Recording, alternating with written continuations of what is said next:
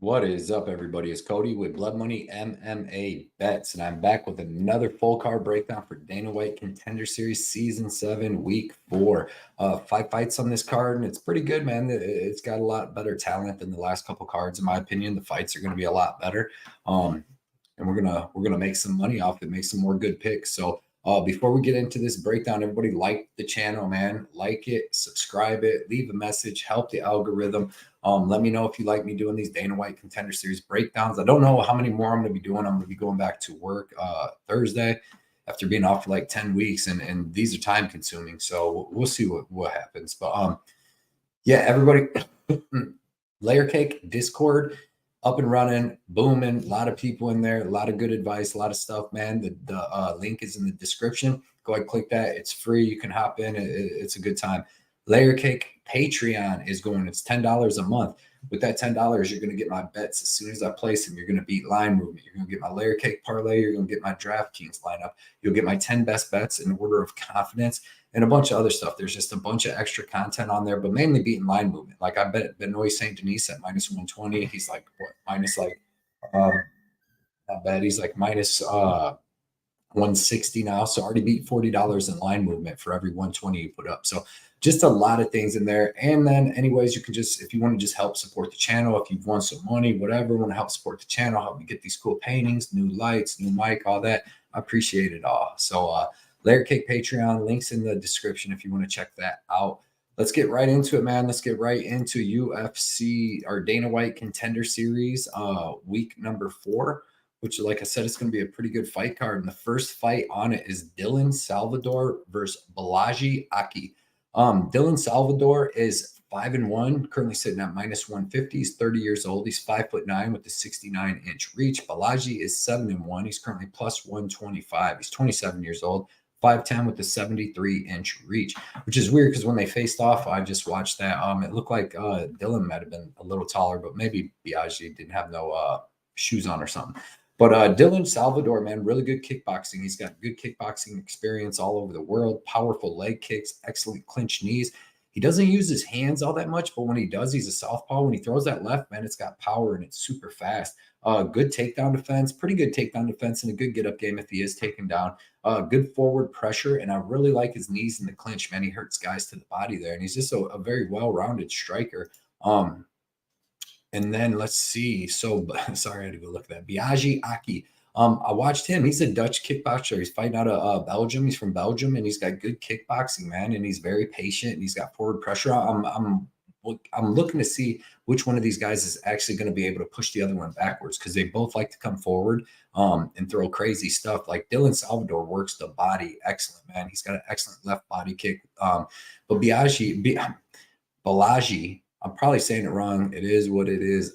He has excellent kicks himself. He has fast hands. His jab is excellent. Like, he'll control a fight with just his jab, and he has no problem doing that. Powerful right hand, powerful leg kicks. Like, both these guys are about the equivalent in striking, man. It's going to be a really, really, really good fight. Dylan Salvador, he fights a lot of fights close, man. He's got a couple. He had 2 out of his last 4 fights are split decisions, you know, so he fights close. He's low output. Both these guys are low output, but when they throw with some bad intent. But I do think they're both very, very, very durable.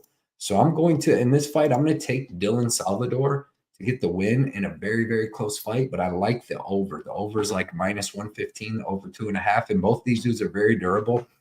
And it's going to, they're both pretty matched in the kickboxing aspect. So I expect to have a nice 3-round kickboxing match, man. And give me Dylan. But like I said, I really like the over in this. Next fight is in the men's heavyweight division. We got Chandler Cole versus Thomas Peterson.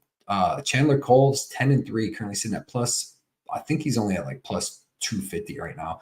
He's 28 years old, 5'10" with the 75-inch reach. Thomas Peterson is 7-1.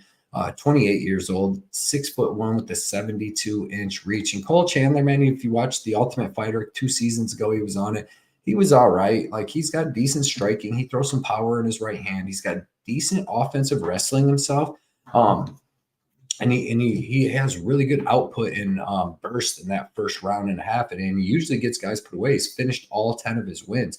But he's got pretty good inside and outside leg kicks. And then when he'll start going to your legs, and when you start thinking about that's when he comes over the top with his overhand rights. Decent jab, like I said, volume leg kicks, pretty fast and athletic for the way he's built, man. He's built like a bag of dirty laundry, you know what I mean? But the dude is athletic, the dude can fight. He's got power in the overhand right. Okay, wrestling, nothing crazy special about him. He's a pretty tough dude. Thomas Peterson, man, I really like this guy. He's a Division I wrestler. He's a two-time JUCO national champ. Very heavy on top. He's got good single legs, double legs, body lock takedowns. When he gets on top, man, he's got good transitions. Very heavy on top, and he'll transition. You roll, he'll take you back. You roll back over, he'll get in the mount, and then he'll pound you out from there. Good boxing, man. He's a southpaw, and his straight left is fast, and it actually has KO power. I've seen him knock out 2 dudes with 1 punch. So dude's a wrestler with some power. They call him the train, man. I think he's going to run right through Chandler Cole in this fight, to be honest. And he looked a lot bigger than him at face-offs, but he's going to have the better wrestling. And in my opinion, he's going to have the better striking. His only loss is to a third-round loss to Waldo Acosta-Cortez, and he had some big moments in that fight. So this dude's a real prospect to watch, in my opinion. It's pretty small for the heavyweight division, though. 6'1", 72-inch reach. I think he'll be making his way down to light heavyweight at some point because, some of these dudes in the UFC, I don't care if your wrestling is decent, they're just giant heavyweights, man. Next fight is in the men's 145-pound division. We got Timothy Cuamba versus Mateo Vogel. Cuamba is 6-1, currently sitting at plus 130. He's 5'9" with the 71-inch reach. Mateo Vogel is 8-2, currently sitting at minus 160. 5'8" with the 71-inch reach. Timothy Cuamba, I watched him. He's pretty good, man. He's got decent striking. He's got pretty fast hands, pretty fast boxing, some decent kicks. But he likes to wrestle and grapple. He's got good offensive wrestling, pretty good offensive wrestling. And then his defensive wrestling is okay, but his offensive jiu-jitsu is good, but it seems like his defensive jiu-jitsu is bad. He's been choked out here in a pro fight, and then he was choked out in the amateurs. But the pro fight, kind of looked bad because he came out and just tried to spam wrestle this Ivan Tina kid, which is actually pretty good, and he was big. And he ended up just getting reversed, man, and getting a little tired in that first round, and the dude rear naked choked him. But other than that, though, against lower level guys like this Alexander Shank and Cody Horde, he's able to take him down. He's able to beat him up on the ground and have pretty good fights. But he's fighting very low level competition. You see 0-0, 1-0, 2-0, lost to this 2-0, 2-1, 4-5, and then 3-1. And this Alexander Shank kid, even at 3-1, was not that good at all. But he's well-rounded, like I said. He likes to get his wrestling going. He's got pretty good jiu-jitsu, but he's not dangerous at all, standing or on the ground. And in a lot of spots, he doesn't look very comfortable standing. Like in his loss, he just kept the spam wrestling. But in this fight with Mateo Vogel, he's not going to have to worry about the stand-up too much. Mateo Vogel has pretty decent stand-up, just about like Timothy Cuamba, but he likes to wrestle a lot too, man. He's pretty good wrestling. He's got good jiu-jitsu. He's black belt in jiu-jitsu. Well, he's a brown belt 3 years ago. I didn't hear against Yousri Sidi, who's actually going to be fighting next week on the Contender Series. That was 3 years ago, and they said he was a brown belt then, so I'm going to assume he's a black belt by now. But he's pretty good. He had that fight with Garrett Armfield where he got beat up pretty good in the first round and then came back in the second, landed the takedown, was able to choke him out, showed really, really good toughness. Even in a Yousri Sidi fight, that kid's good, and he's going to be fighting on the Contender Series next week. And that was a good win over him, man. He dominated for 3 rounds in the grappling. Striking is something that he's just got decent kicks, decent punches, but he's doing it to set up the wrestling. And he's a spam wrestler, man. He's just chain wrestling, trying to get you down. And from there, he's really good jiu-jitsu. He'll take your back. He'll rear naked choke you. He'll beat you up on the ground. And he's just, to me, seems like the better fighter than Cuamba at this point. Definitely has more heart, man.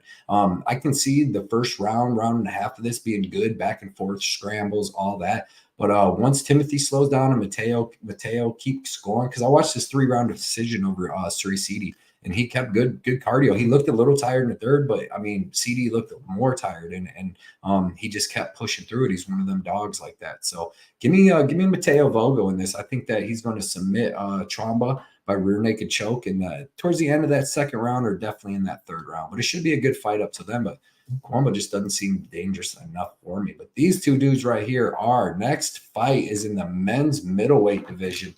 We have Yousri Belgaroui. I'm gonna mess his name up. I call him Yousri versus Marco Tulio. I got his name, but Yousri is 5-2. He's currently sitting at minus 145, 31 years old, 6'5" with the 79-inch reach at middleweight is huge, man. Marco Tulio, 9-1, currently sitting at plus 115. 6 foot with the 74-inch reach. He's 28 years old. And Yousri, man, this dude's a badass kickboxer. He's been in the ring with Israel Adesanya. He's been in there with Israel a couple times. He's been in there with Pereira a couple times. He's actually beat Alex Pereira by unanimous decision in 2017 in kickboxing. So it shows you his level of kickboxing. This dude is very long, man, and he uses all his weapons with the long length. Excellent jab, excellent front kicks to the body, excellent punches to the body, powerful leg kicks, and he throws a whole bunch of them. He's fought low-level guys too, but he seemed to show a pretty good takedown defense. But he has some close fights, you know, with some lower-level guys like Ahmad Sami, and a couple other people. But man, his striking is so good. His striking is phenomenal. And then he's fighting Marco Tulio, who really ain't a grappler. You know, this dude's a striker too. He fights out of Shooto Box, Diego Lima. In the fights that I was watching of his, he was getting taken down and then working back to his feet to strike, you know, good Muay Thai striking. He has nice volume on his leg kicks. He's got good power in his right hand, strong clinch against the cage, and he's got a nice left hook and a nice jab.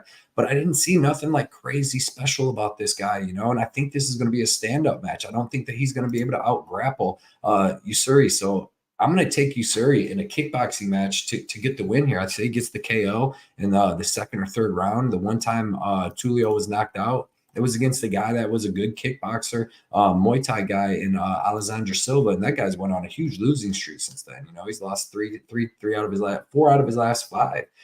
So, you know, that's not a good look on that loss. So I'm going to take Yousri here to get the knockout. I just don't think Marco is like, he's pretty explosive, but he's just low output. I didn't see nothing special in the tape that I watched. So we'll see how that one goes. It's going to be a banger. You probably want to look at the under in that for sure.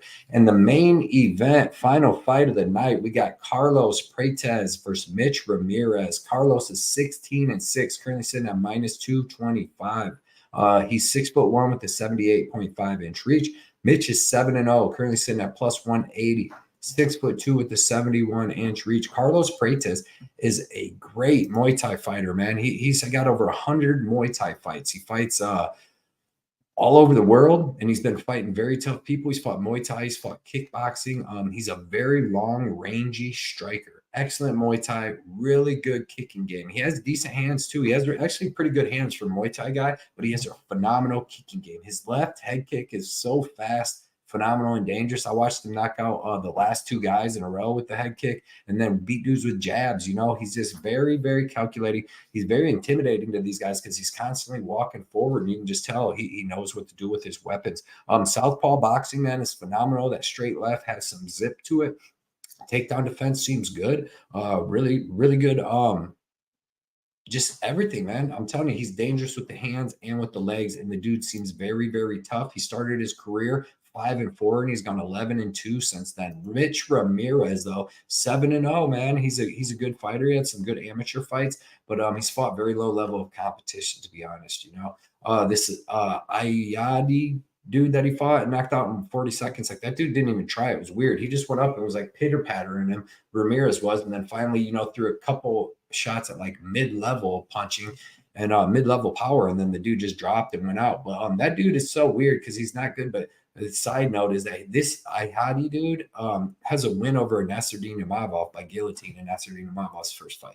But this dude, though, man, he's got some power. You know, he's got good boxing. He throws decent volume. He's got powerful leg kicks.